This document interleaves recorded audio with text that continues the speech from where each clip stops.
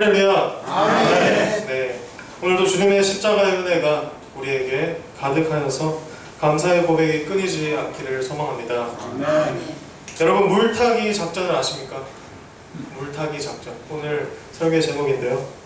이 물타기 작전은 줄서기 작전과도 비슷합니다. 줄을 잘 서야 하는 것이 대한민국에서 가장 중요한 일일 테지요. 특히 남성분들은 군대에 가면 줄을 잘 서야 하는 것이 어떻게 관례처럼 여겨져 와서 대를 이어서 그 이야기를 아이에게 전해줍니다. 군대에 가면 줄을 잘 서야 된다. 맨 첫 줄에 있으면 제일 잘해야 되고, 중간에 있으면 조금 설렁설렁해도 티가 안 나고, 마지막에 있으면 제일 못하는 것이 티가 나기 때문에 이렇게 줄을 잘 서라고 이야기하는 것일 테죠. 그래서 중간만 가라라는 소리도 많이 합니다. 또 어떤 줄이 있습니까? 자대를 배치받는 줄이 있는 것 같습니다. 요즘에는 뺑뺑이로 자대를 배치받아서 이렇게 무작위로 자대가 배치되지만, 예전 같은 경우에는 어떤 줄에 서느냐에 따라서 후방으로 가느냐 전방으로 가느냐가 이렇게 좌지우지 된다고 이야기를 들은 바 있습니다.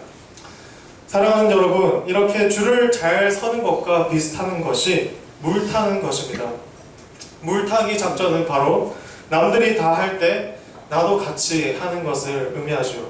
그런데 이 물타기 작전에는 두 가지 종류가 있습니다. 첫 번째로 좋은 의미로다가 누군가를 위해 진심으로 너도 나도 아낌없이 돕고자 하는 기류를 타서 한 사람도 빠짐없이 그 좋은 일에 진심으로 동참하는 일입니다. 두 번째로 나쁜 의미로다가 누군가를 돕고자 하는 움직임이 있을 때 나는 그렇게 큰 마음이 가지 않은데 남들이 다 도우니까 나도 그 기류에 살짝 발만 담그면 돕는 사람인 것처럼 보일 수 있겠구나 하는 것입니다. 즉, 내 마음은 그러하지 않는데 남들이 다 하는 것에 나도 적당히 손을 얹기만 하면 내 마음에 조금 거짓이 있더라도 겉으로는 좋게 보일 수 있겠구나 하는 것을 말하지요. 오늘의 본문이 바로 이 두 번째 의미의 물타기 작전을 보여주는 아주 명백한 사건을 다루고 있는 본문이라고 말할 수 있습니다. 사도행전 5장은 초대교회, 즉 교회가 이 땅에서 처음 시작할 때 모습을 담고 있습니다. 예수님께서 십자가에서 돌아가심으로 우리가 받을 모든 저주를 나무에 달리심으로 받으셨고 우리의 죄를 사하셨습니다. 그리고 다시 살아나심으로 사망의 권세를 아주 이겨버리셨고 40일 동안 제자들과 함께 하시면서 하나님 나라의 일들을 가르치고 알려주셨습니다. 그리고 약속하신 성령을 기다리라고 말씀하심으로 승천하셨고 하나님의 우편에 앉아 성령으로 우리를 다스리시게 되었습니다. 그리고 그 10일 뒤에 마가의 다락방에서 함께 모여 기도하는 제자들에게 성령이 임하시고는 각종 방언을 하도록 만들어 주셨습니다. 마침 유대인의 명절이었던 오순절이었기 때문에 각국에 흩어져 있던 유대인들이 예루살렘에 모여 있었고 마가의 다락방에서 아주 다양한 각국의 방언이 쏟아져 나오는 것을 길거리에서 듣게 되었습니다. 놀라서 한참을 움직임 없이 듣고 웅성대고 있던 찰나 베드로가 걸어내려와 연설을 시작했습니다. 유대인들이 잘 아는 구약 성경에 믿음의 조상 아브라함 이야기부터 다윗 왕을 이어 예수 그리스도까지 이어지는 하나님의 언약에 대하여 깊이 있게 설교하였고 결국 너희가 죽였던 십자가에 못 박았던 예수가 바로 너희가 기다리고 기다리던 메시아, 즉 그리스도였음을 설파하였습니다. 그 자리에서 방언을 듣는 것도 놀라웠는데 베드로의 연설은 그들에게 활용점정이 되어서 그날의 예수를 믿기로 작정한 사람이 3,000명이나 되었던 것입니다. 시간은 흘러 신도의 수는 5,000명이 더해지고 그렇게 초대교회, 가장 처음 교회가 형성되었습니다. 오늘 본문 말씀의 앞장 사도행전 4장에서는 그렇게 형성된 초대교회가 어떠한 모습을 담고 있는지 잘 이야기해주고 있습니다.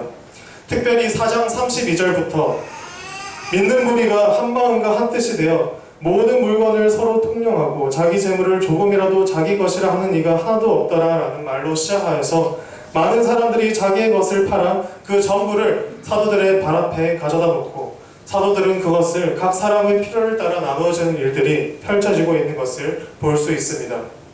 그리고 36절에서는 비로소 요셉이라는 자가 등장합니다. 바로 우리가 익히 들어온 바나바라는 자의 원래 이름입니다. 원래 이름이 요셉이고 사도들이 이 사람더러 별명을 바나바라는 것을 붙여준 것이죠. 그 뒤로 이 사람을 바나바라고 그렇게 흔히 불러왔던 것입니다. 바나바가 무슨 뜻인지 보니 위로의 아들이라는 뜻이었습니다. 위로의 아들 요셉도 보아하니 자신의 밭을 팔아서 그 값을 사도들의 발 앞에 두었음을 사도행전 4장 37절을 통해서 볼 수가 있죠. 그리고 나서 우리는 오늘 본문인 5장으로 넘어오게 되는데 갑자기 이때 오늘 제목처럼 물타기 작전을 펼치는 사람이 등장합니다. 바로 아나니아와 삽비라라는 사람입니다. 그들은 부부였습니다. 아나니아와 삽비라 부부에게도 땅이 있었고 그 땅을 팔아서 돈이 생겨서 사도들의 발 앞에 두었는데 알고 보니 그 값을 다 내지 않고 얼마를 감추었다라고 기록되어 있습니다. 성령에 충만하여 베드로는 그 자리에서 바로 아나니아와 삽비라에게 이렇게 이야기합니다. 어찌하여 사탄이 네 마음에 가득하여 네가 성령을 속이고 땅값 얼마를 감추었느냐? 여기까지만 보면 참으로 베드로가 야속하게 느껴질지도 모릅니다. 아니 땅을 팔아서 기껏 돈을 냈더니 왜 이렇게 화를 내는 건가 싶죠. 이런 대접을 받을 거면 차라리 안 내고 말지라는 마음도 들게 합니다. 네, 맞습니다. 차라리 안 냈더라면 베드로에게 이런 이야기를 듣지 않았을 것입니다. 이어지는 4절이 이것을 반증해 주기 때문입니다. 땅이 그대로 있을 때는 네 땅이 아니며 판 후에도 네 마음대로 할 수가 없더냐? 어찌하여 이 일을 네 마음에 두었느냐? 사람에게 거짓말한 것이 아니요 하나님께로다. 땅을 팔기 전에 분명히 그 땅이 너네 땅이지 않았느냐? 팔고 나서도 그 생긴 돈을 네가 좋을 대로 잘 사용할 수 있지 않았느냐? 그런데 왜 하필이면 그것을 전부인 것처럼 속여서 하나님 앞에 내는 것을 택하였느냐라고 꾸짖고 있는 것입니다. 그것도 하나님 앞에 거짓으로 왜 그 돈을 사용하고 있느냐라는 말입니다. 하필이면 모든 사람들이 자신의 것을 팔아서 그 판값의 모두를 내고 있는 판국에, 그래서 요셉이라는 자는 바나바라는 별칭까지 얻게 된 이런 아주 좋은 판국에 왜 하필이면 당신이 그것을 팔아서 얼마를 감춰놓고는 전부를 낸 것처럼 하나님을 속이고 있냐라는 것입니다. 사람의 속내는 참으로 간사합니다. 그들은 어쩌면 이 속을 챙기면서도 찬사까지 받고 싶었을지도 모릅니다. 또 바나바처럼 별칭을 받고 싶었을지도 모릅니다. 자신의 것을 챙기면서까지요. 사랑하는 여러분, 왜 하필이면 그 시기에 이렇게 자신의 것을 챙기면서 모두를 내는 것이냐 거짓을 꾸몄을까요? 호사다마라는 사자성어가 있습니다. 좋은 일에는 마귀, 방해가 낀다라는 말입니다. 1년 전에 저의 결혼식이 있었습니다. 결혼식 날 참으로 좋은 기억들이 많지만 안 좋은 기억들이 3가지 정도 있습니다. 첫 번째는 도둑놈이 있었다라는 것입니다. 연회장에서 축의금 가방을 훔치기 위해서 그 주변을 서성이며 시도했지만 사람이 계속 지키고 있는 바람에 잠시 자리를 비운 테이블에 손님 지갑과 핸드폰만 훔쳐달라는 사건이 있었습니다.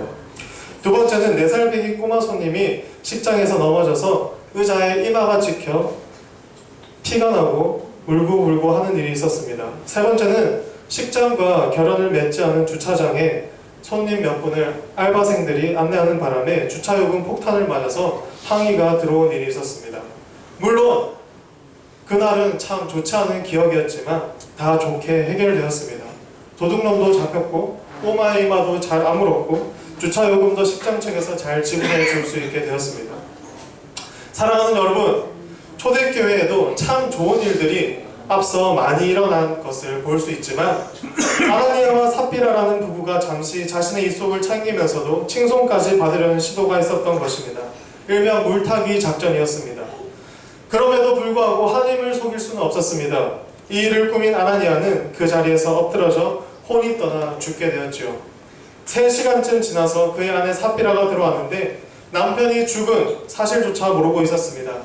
베드로가 똑같이 물었습니다. 땅판 값이 이것뿐이냐? 그에게는 마지막 기회였죠. 삽비라는 대답했습니다. 예, 이것뿐이라. 주의 영을 시험하려 하였던 삽비라는 그 자리에서 쓰러졌고 죽었습니다. 사랑하는 여러분, 초대교회는 그야말로 하나님께 모든 것을 드리고자 하였던 자들로 가득하였던 현장이었습니다. 초대교회는 하나님의 영으로 가득 차서 이웃을 내 몸과 같이 돕고자 하였던 흔적들이 가득한 현장이었다라는 것이죠.